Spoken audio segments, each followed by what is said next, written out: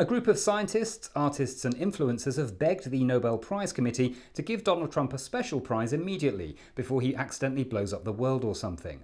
Our flattery, diplomacy and give the guy a medal already correspondent Jonathan Goodenough has more. Yes, that's right, hundreds of talented and notable people, as well as several TikTokers, have urged the Norwegian gong givers to produce a special award for the President of the United States that is bigger, more garish and more golden than any one produced in the past, on the off chance that this might get him to calm down a bit. And would that work? Well, it's long been clear that Donald Trump is desperate to win the Nobel Peace Prize, largely because Barack Obama won it in 2009, essentially for not being George W. Bush anymore.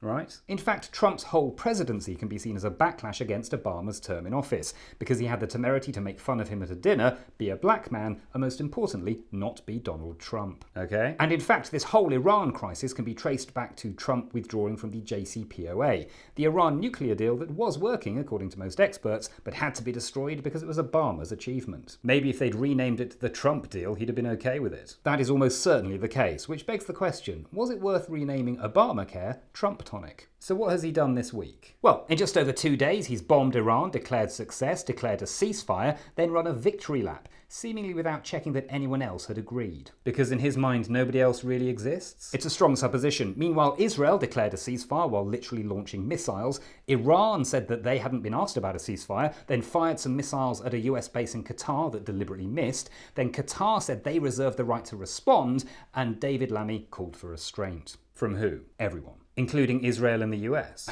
Good one. Oh, you're being serious? No. So why was Iran attacked? Well, because Netanyahu's wanted to bomb Iran for decades, and he knew that Iran was weak and that Trump wouldn't stop him, and he also wanted to draw the world's attention away from the horror show that is Gaza.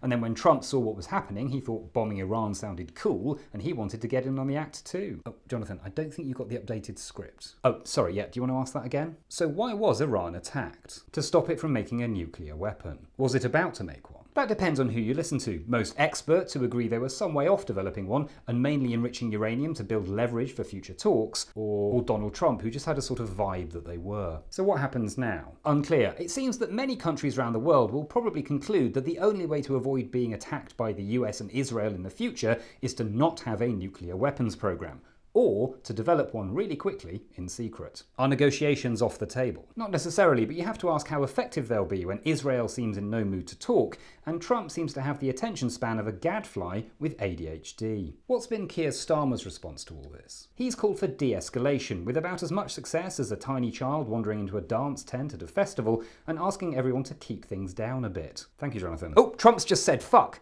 Time to get to the bunkers. Thank you, Jonathan. Next up, as a large rebellion looms against the government's planned cuts to personal independence payments, we ask, after the winter fuel debacle, is Keir Starmer counting on disabled people being less likely to vote than pensioners, especially if you've just taken away their wheelchairs?